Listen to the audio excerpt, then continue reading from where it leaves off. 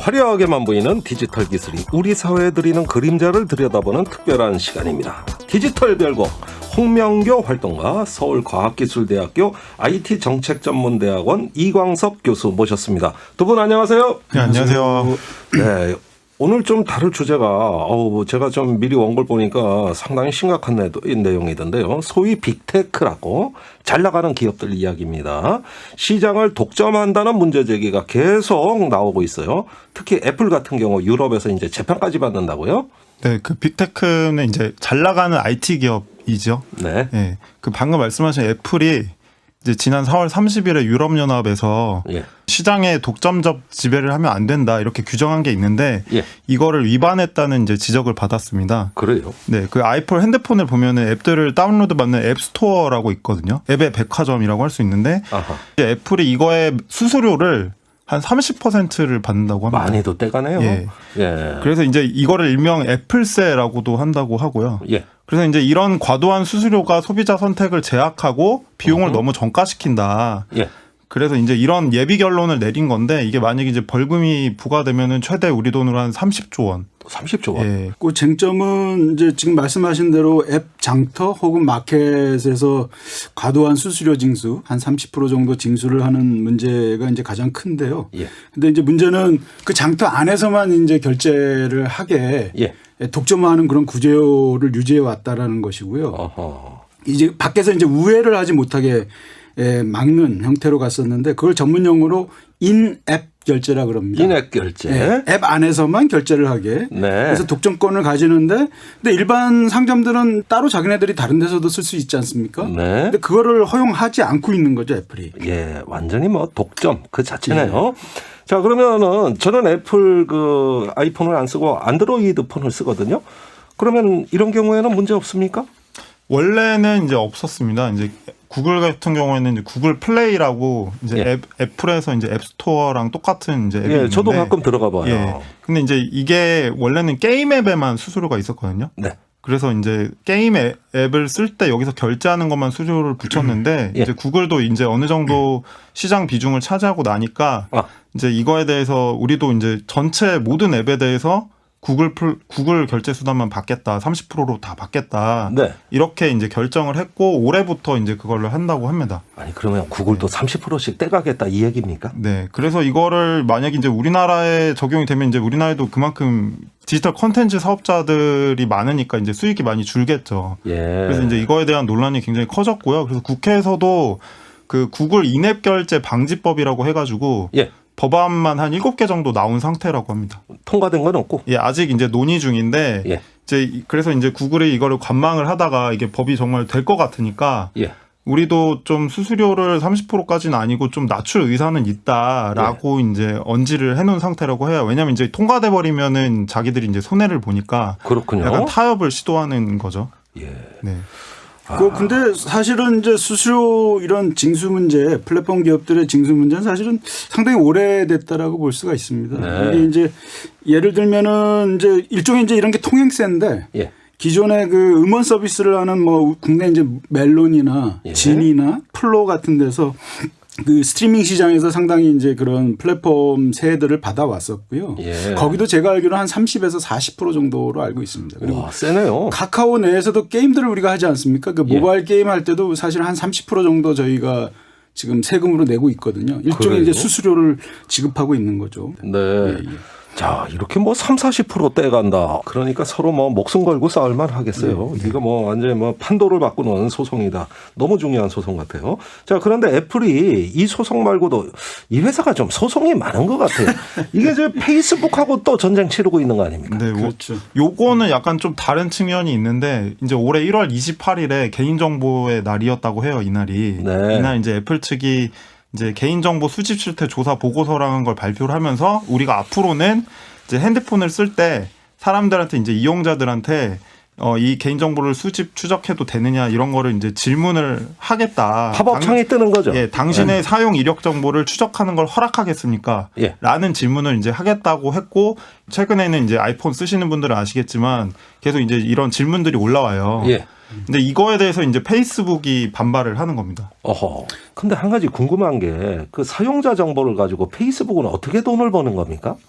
그러니까 뭐 이를테면은 제가 얼마 전에 있었던 일인데 이제 제가 미래가 불타고 있다라는 이제 기후 위기에 대한 책을 보면서 예. 이제 이거를 가지고 이제 검색을 했어요. 어허. 기후 위기 관련 검색을 몇 번 했어요.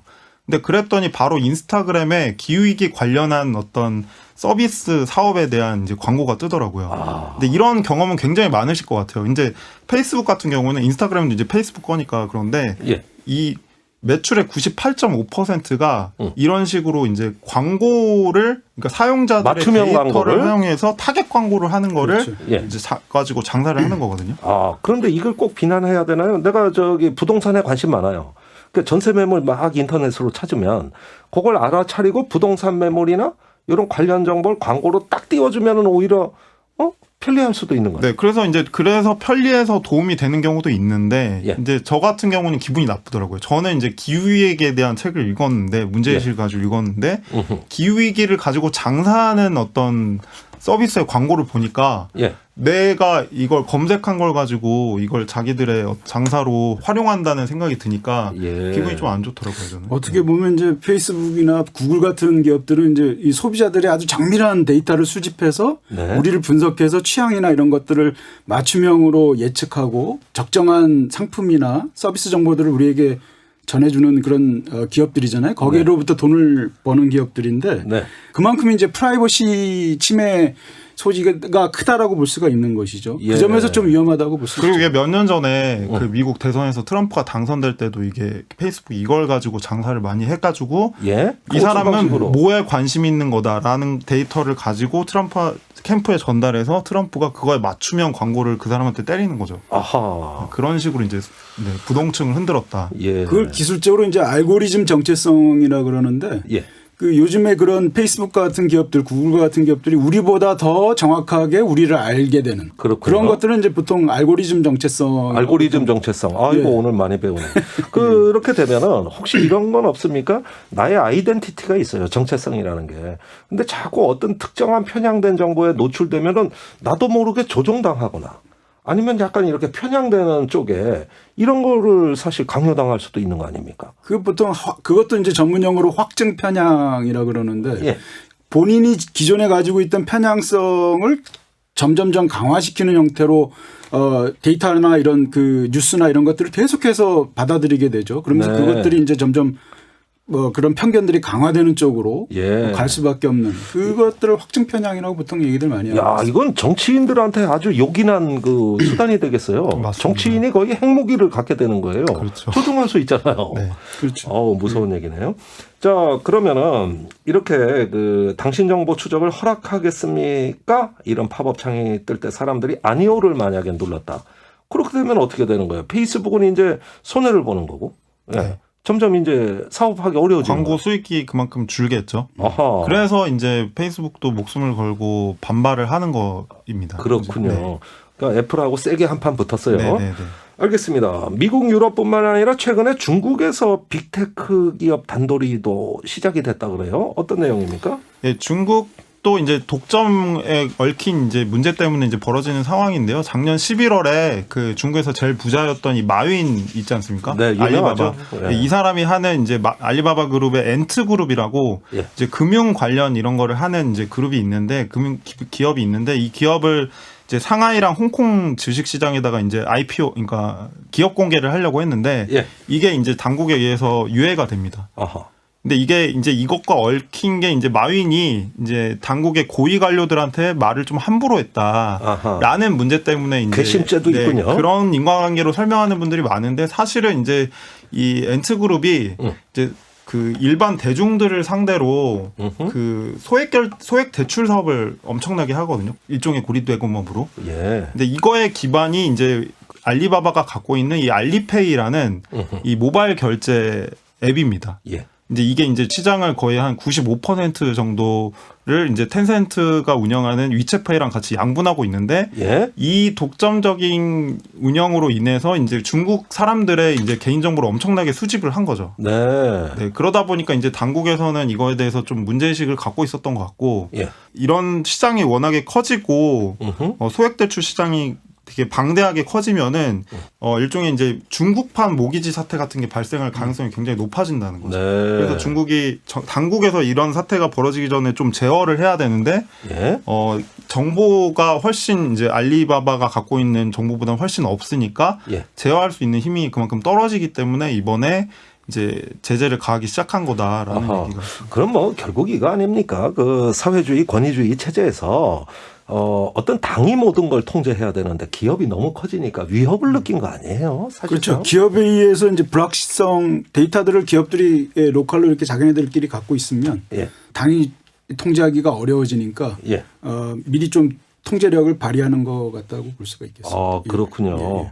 네, 하여간 데이터의 힘이 얼마나 막강한가가 여기서 또 드러나는 것 같습니다. 자, 중국에서 이렇다면은 그 미국의 이제 반독점 소송들, 아까 말씀하신 소송들 있고요. 여러 가지 어떤 자유로운 경쟁을 신봉하는 미국에서 과연 바이든 정부가 앞으로 이런 문제에 어떻게 대응할까 궁금해지네요. 그 대선 전부터 어쨌든 바이든 캠프의 입장이란 거는 이제 이런 빅테크 기업들의 독과점이 너무 심하다라는 네. 문제의식이 굉장히 컸고요. 그래서 이제 페이스북이 선거에서 가짜 뉴스를 퍼지는 거를 방치하고 있다. 페이스북이 민주주의를 망가뜨렸다. 네. 라든지 뭐 구글 분할도 검토해야 된다. 네. 그 구글이라는 거대한 기업을 분할하는 것도 검토할 수 있다. 예. 뭐 이런 식의 말들이 많았던 것으로 보이고요. 네. 그래서 실제로 이제 그 바이든 당선 이후에 그 애플, 구글, 아마존, 페이스북 이런 이제 기업들에 대해서 반독점법 위반을 했는지 예. 이거를 지금 조사 중입니다.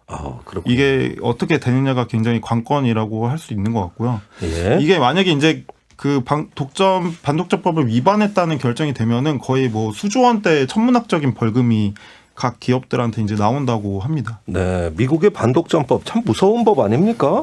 이게 여태까지 미국의 혁신을 창출하는 어떤 토양이 됐던 법인데 이번에는 어떻게 적용이 될지 모르겠네요. 그런데 이런 대기업들 보면은 다른 작은 기업들 뭐 마구잡이로 막 인수하고 뭐 골목 상권까지 완전하게 싹쓸이하는 어떤 체제를 지향하고 있어요, 사실상. 그렇다면은 돈 번 만큼 사회적 책임에 눈을 떠야 되는데. 과연 이런 어떤 그 플랫폼 기업들 그런 생각하고 있습니까? 그 플랫폼 기업들이 이제 거기까지 가지는 않는 것 같습니다. 그래요. 그러면 어떻게 되는 겁니까, 이거? 근데 사실은 뭐 그 해외 빅테크도 문제인데 이제 국내에서 플랫폼 그 유통사들 카카오, 네이버 그리고 이통사가 운영하는 이제 플랫폼 등 이제 이른바 이제 한국형 빅테크들에게도 시사하는 바가 크다고 봅니다. 네. 그러니까 해외에서 이제 이런 그 독점 문제 때문에 발생하는 여러 문제들을 결국은 국내에서도 이 비슷한 지금 불공정 행위들이 충분히 일어나고 있고 최근에 관련해서 뉴스를 보더라도 그 플랫폼 기업들의 문제들이 독과점 폐해들이 많기 때문에 예. 그에 대한 어떤 그 대책들을 좀 마련해야 될 것이 아닌가라는 생각이 들고요. 그래서 예. 이제 가장 관건은 이제 수수료 관련해서 뭐 30%씩 지금 받고 있는데 예. 확실히 인하해야 되는 것은 사실 맞죠. 네. 맞고 그리고 그 플랫폼 안에서 인앱 결제라는 독점적인 그런 방식이 아니고 예. 좀 더 이제 결제 시스템을 선택할 수 있는 그런 권한들을 좀 부여하는 것이 중요하고요. 네. 그리고 그 안에서 이제 데이터들이 사실은 시민들의 데이터권의 권리에 대해서는 전혀 얘기가 안 되고 있거든요. 결국 그들이 돈을 버는 방식들은 일반 소비자나 시민들의 그런 데이터를 긁어 모아서 그것들을 이제 상품화하고 서비스화하면서 이제 돈을 버는 과정들인데 예. 그에 대한 문제 제기가 없기 때문에 그런 시민정보 데이터의 오남용이나 이런 부분과 관련해서 어떤 문제들이 발생하는지 이런 지점들을 좀 짚어줘야 될 것 같습니다. 네. 어떤 기술 혁신은 되는데 그에 걸맞는 사회 혁신이 우리가 따라주지 못하다 보니까 그림자가 짙어지는 것 같습니다. 오늘이 디지털 별공 마지막 시간이에요. 두 분 그 말씀하신 거 청취자분들이 이래 들으셨을 때 저분들이 두 분이 얘기하시는 게 어떤 따뜻한 디지털 세상 어떤 사회가 좀 이렇게 기술 혁신을 좀 이렇게 통제하고 제어함으로써 플랫폼 기업 노동자들도 보호할 수 있는 세상을 이야기한다. 이런 인상들 많이 받으셨을 것 같아요. 보통 사람들은 기술에 열광하는데 그런 쪽을 강조하시는 이유가 뭘까 궁금해하실 것 같습니다. 한 말씀씩 부탁드려요. 네, 저는 사회가 계속 엄청 빠른 속도로 변하고 있다고 얘기하잖아요. 네. 특히 이제 작년에 코로나 바이러스로 인해서 많이 사람들이 이제 일상이 많이 어려워졌는데 이제 그거에 반해서 이런 빅테크 기업들은 엄청 잘 나가게 됐다는 거죠. 근데 네. 그러면서 이제 우리가 놓치고 있는 말씀하신 뭐 플랫폼 노동자들의 노동권이라든지 뭐 일자리가 줄어드는 문제들이라든지 뭐 이런 문제들에 있어서 너무 우리가 언론도 그렇고 우리 사회가 너무 관심을 잘 안 보이고 있는 상황이 좀 바뀌어야 될 것 같고 네. 이걸 좀 비판적으로 보면서 어떻게 하면 이 디지털 기술이 이런 기업들이나 소수의 사람들이 아니라 대부분의 사람들에게 대중들에게 정말 좋은 것 그리고 자신의 시민들의 권리의 문제로 예. 갈 수 있는지를 보는 게 좀 중요한 것 같아서 네. 우리 삶을 결정할 수 있는 문제라고 생각을 해서 관심을 갖고 있습니다. 아, 그렇군요. 예, 한국 사회에서 기술이라는 것이 뭐 좌우 뭐 누구를 막론하고 굉장히 이제 혁신의 아이콘처럼 많이들 다루고 있죠. 근데 그렇습니다. 이제 우리가 놓치고 있는 것은 이제 기술 혁신이 곧 사회 혁신은 분명히 아니다. 네. 그러니까 기술 혁신이 좀 어느 정도 사회적인 어떤 포용성이나 민주주의와 잘 결합됐을 때 예. 기술의 방향도 이제 잘 갈 수가 있는 것인데 마치 이제 기술을 우리가 뭔가 해서 성장을 하고 발전하고 효율성을 완비를 하면 사회가 좋아질 것이다. 저절로? 예, 그런 논리가 굉장히 팽배해 있는 것 같습니다. 그래서 좀 뭔가 우리가 좀 신기술 열광의 그런 과도한 것을 좀 가라앉히고 예. 조금 더 거기에서 우리가 외면하고 혹은 제대로 보지 못하는 지점들을 좀 잘 발굴해내서 예. 기술이 다치게 하는 사람들의 문제 이런 것들을 좀 더 우리가 집중해서 봤을 때 그런 성장 중심주의 이런 것들을 좀 벗어날 수 있지 않을까 그런 네. 생각이 듭니다. 아, 그렇군요. 자, 기술 문명이 발전하는 거는 뭐 대세이겠습니다만은 그 기술이 잘못 남용되거나 오용되거나 독점됐을 때는 오히려 우리의 행복이 크게 저하될 수도 있다. 이런 경고의 메시지예요. 큰 목소리는 아닙니다만은 우리 사회가 귀담아 듣고 성찰해야 될 부분들 그동안 많이 강조해 주셨습니다. 저는 개인적으로 많이 배웠어요. 자, 오늘 마지막 시간 여기까지 듣겠습니다. 서울과학기술대학교 IT정책전문대학원 이광석 교수님, 홍명교 활동가. 그동안 수고 많으셨습니다. 예, 감사합니다.